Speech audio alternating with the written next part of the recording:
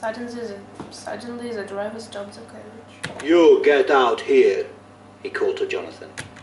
You get out here, he called to Jonathan. Nervously, Jonathan got out. Nervously, Jonathan got out. He watched as the carriage drove away. He watched as the carriage drove away. Then another big black carriage came out of the trees.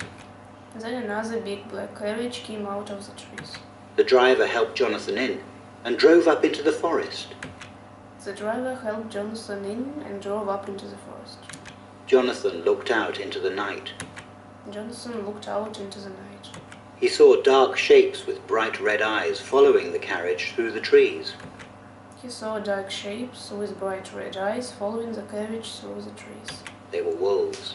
They were wolves. Okay, so Europe, it's a different Europe. Nowadays in Europe, you cannot see a lot of trees. Why you cannot see a lot of trees? There are a lot of buildings. Nice, very nice. In Pushkino we have still trees, but not so many as we did, because more and more buildings in Pushkino, and fewer and fewer trees. And so 150 years ago, everywhere in Europe there were what?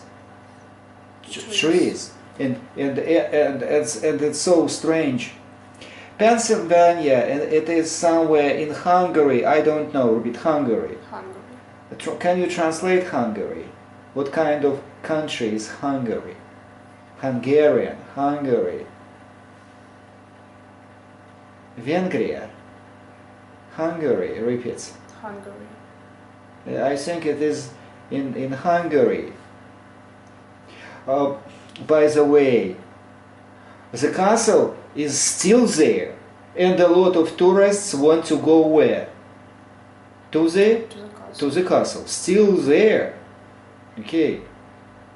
Why do the Hungarians keep this castle clean and in good shape?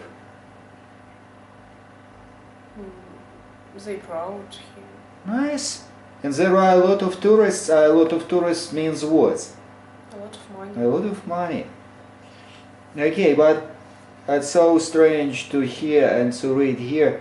What kind of animals were there in Hungary 150 years ago? Animals. Wolves. Wolves. Okay.